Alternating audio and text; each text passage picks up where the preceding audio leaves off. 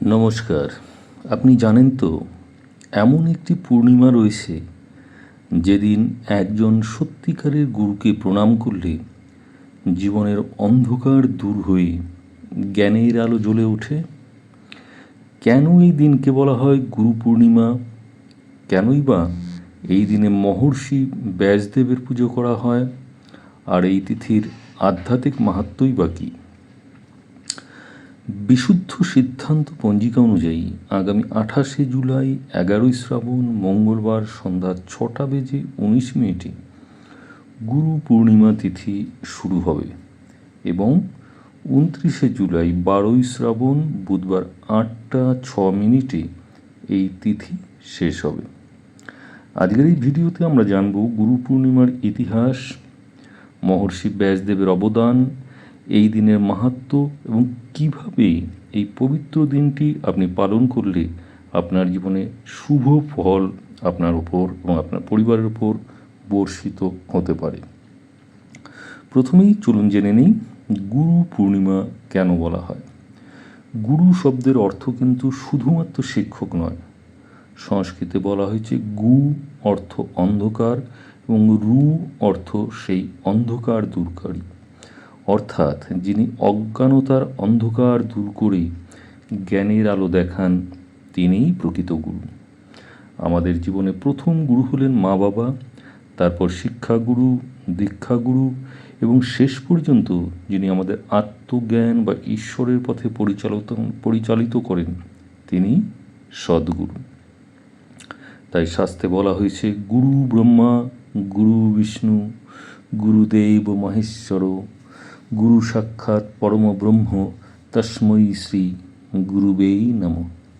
অর্থাৎ গুরুই ব্রহ্মা, গুরুই বিষ্ণু, গুরুই মহেশ্বর, গুরুর মধ্যেই পরম ব্রহ্মের প্রকাশ ঘটে।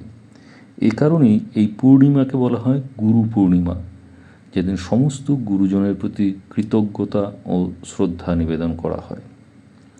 তো আরও রয়েছে, ভিডিওটি তাই শেষ পর্যন্ত অবশ্যই দেখবেন, স্কিপ করবেন না। কেন এই দিন ব্যাসদেবের পুজো করা হয়, এইবার আমরা এই বিষয় সম্পর্কে জানব। গুরু পূর্ণিমাকে ব্যাস পূর্ণিমা বা আষাঢ়ী পূর্ণিমা নামেও ডাকা হয়। এই দিনটি মহর্ষি কৃষ্ণ দ্বৈপায়ন ব্যাসদেবের আবির্ভাব তিথি বলে মানা হয়। ব্যাসদেব ভারতীয় ধর্ম ও সংস্কৃতির এক উজ্জ্বল নক্ষত্র। তার অসামান্য অবদান ছাড়া আজ আমরা হয়তো বেদ, মহাভারত কিংবা বহু পুরাণের জ্ঞান এত সহজে পেতাম না। তিনি 4টি বেদকে পৃথকভাবে সংকলন করেন, রচনা করেন বিশ্বের বৃহত্তম মহাকাব্য মহাভারত। সেই মহাভারতের মধ্যেই রয়েছে অমূল্য শ্রীমদ্ ভগবদ্ গীতা। এছাড়াও তিনি অষ্টাদশ মহাপুরাণ সংকলন করেন।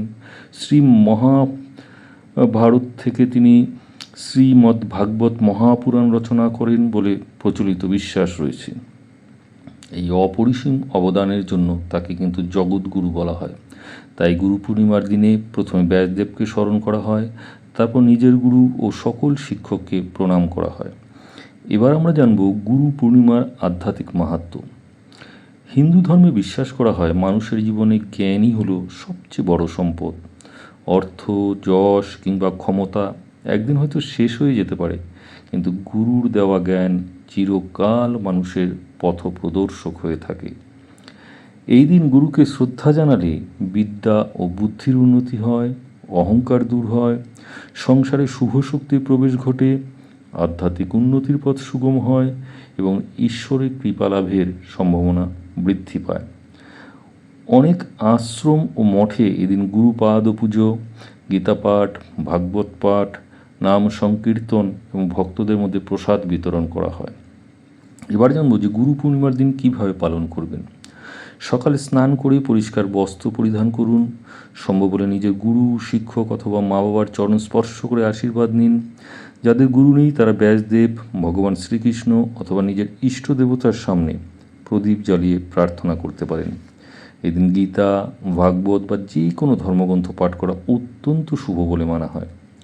দরিদ্র ছাত্রছাত্রীদের বই খাতা দান, ব্রাহ্মণ বা অভাবী মানুষকে অন্নদান এবং গাছ লাগানোর মতো সৎ কাজও এই দিনে বিশেষ পুণ্যদায়ক বলে শাস্ত্রে উল্লেখ রয়েছে।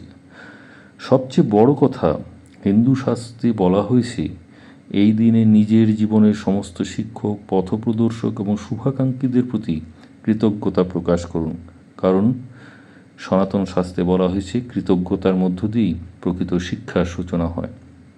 তো সম্মানীয় দর্শকবৃন্দ, গুরু ছাড়া কিন্তু জ্ঞান অসম্পূর্ণ, আর জ্ঞান ছাড়া জীবনের প্রকৃত উদ্দেশ্য উপলব্ধি করা কঠিন।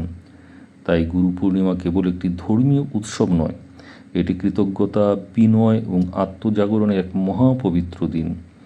আপনার জীবনে যারা আপনাকে সঠিক পথ দেখিয়েছেন, আজ তাদেরই প্রতি আন্তরিক শ্রদ্ধা নিবেদন করবার দিন। তো ভিডিওটি যদি ভালো লেগে থাকে তাহলে অবশ্যই একটি লাইক করুন এবং আপনার প্রিয় গুরু বা শিক্ষকের নাম কমেন্টে লিখে তাদের প্রতি শ্রদ্ধা জানান এবং ভিডিওটি পরিবার ও বন্ধুদের সঙ্গে শেয়ার করুন। আর আমাদের চ্যানেলে নতুন হয়ে থাকলে অবশ্যই চ্যানেলটিকে সাবস্ক্রাইব করে পাশে থাকা বেল আইকনটি চাপতে ভুলবেন না, কারণ এই ধরনের সনাতন স্বাস্থ্য সম্পর্কিত বিভিন্ন আধ্যাত্মিক তথ্য নিয়ে আমি আপনাদের সঙ্গে সপ্তাহে 3 দিন সোমবার, শনিবার এবং বুধবার রাত্রি 10:01 ভিডিও আপলোড করে থাকি। তো সবাইকে জানাই পবিত্র গুরু পূর্ণিমার আন্তরিক শুভেচ্ছা ও প্রণাম। হরি ওম তৎসৎ।